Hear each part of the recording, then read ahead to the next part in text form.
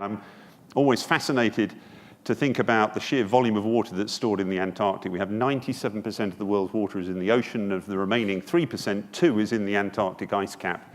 And in fact, 7.1 billion of us survive on the remaining 1%, and a quarter of that is in Lake Baikal in northern Russia. So we survive on 3/4 of 1% of the world's available water, which is why we're always fighting over water as much as anything else.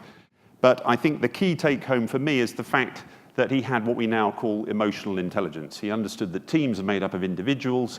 Individuals have different hopes and strengths and weaknesses and aspirations, and if you want to get them to pull as one, you don't go in with a one-size-fits-all approach. You appeal to them with slightly different language and sticks and carrots if you want to get them to pull as part of a communal effort. And I feel that this has been largely lacking in discussions around the climate change piece, where we have 197 countries at the UN, a one-size-fits-all approach to try and get them all to want to pull and make their commensurate effort to achieve this global effort has not been really well thought through. And the same goes with individuals. We tend to use guilt and fear a lot in the environment space to try and get people to want to change behavior, when often what they need is to know what to do, information, positive examples to move towards, rather than just the same old negative messaging of guilt and fear. What I would say in the environment space is we seem to spend too much of our time preaching to one another, if I can say that.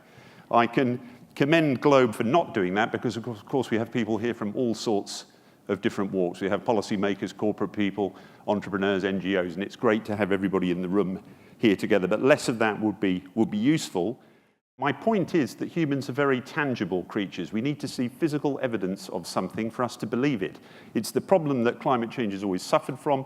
You can't see greenhouse gas. So if you can't see greenhouse gas, you need a very effective proxy you can use that means something to the person whose behavior you're seeking to change. Otherwise, you're going to get nowhere with it. We need to, as the environment movement, disaggregate the enormity of that problem, give them something they can deliver that's tangible, but it also has to be time-bound. It has to be able to be delivered within the time frame in which they have a position to do something about it. But if you have a good adventure story and you can articulate messages related to teamwork and problem-solving and managing change and adaptation and resilience, every corporate organization will open their doors to you, at least momentarily, to listen to what you have to say, and then you pitch your environmentalism by stealth on the back of your adventure story. Your little Shackleton boat is your Trojan horse, and you're in, and I've just given the secret away.